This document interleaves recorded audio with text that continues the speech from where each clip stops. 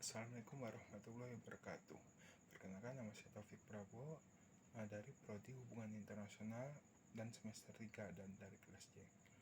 Nah, di sini saya akan membahas mengenai kelebihan dari post-social ERT daripada teori konstruktivisme.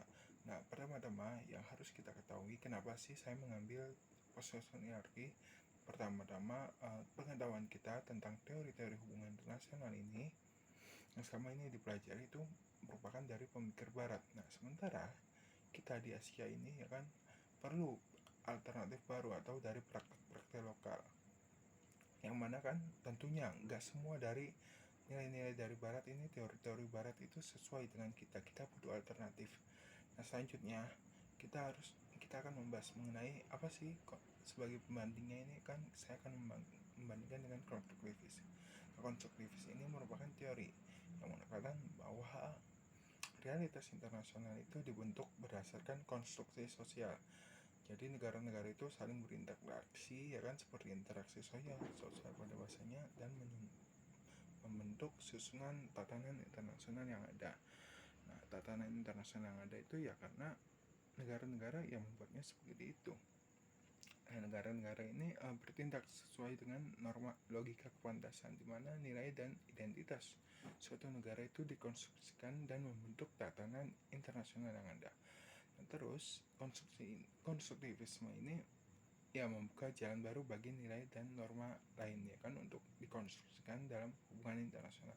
Akan tetapi konstruktivisme ini masih terlalu terpaku pada asumsi barat, seperti anarki internasional ya kan, kedaulatan dan sebagainya, masih dari asumsi barat. Nah, terus post-social ini menjawab ya kan kelemahan dari ini yang merupakan keunggulan post-social ini berupaya kan mengangkat nilai-nilai bagaimana sih perspektif orang-orang Asia. Nah, seperti yang kita ketahui, post-social ini melakukan kritik ya kan, ada kritik terhadap konstruktivisme yang masih terlalu berpaku pada nilai-nilai barat.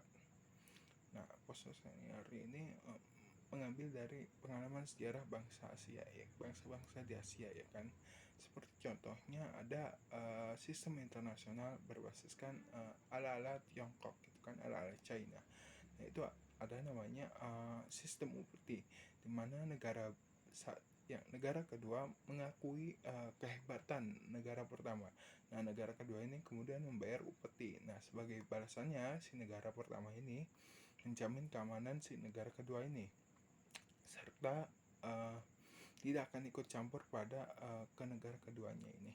Nah, terus di sisi lain kita ini di Asia Tenggara itu ada konsep baru namanya ASEAN Way, merupakan sebuah prinsip yang mengutamakan musyawarah, konsensus, dan prinsip non-intervensi. Ini berbeda seperti institusi di Barat itu kan, yang dimana mereka ada yang namanya prinsip intervensi kalau ada masalah. Nah, sementara kita di Asia Tenggara ini nggak kenal tuh yang namanya intervensi militer. Nah, kita ini menggunakan harmoni dan kerjasama.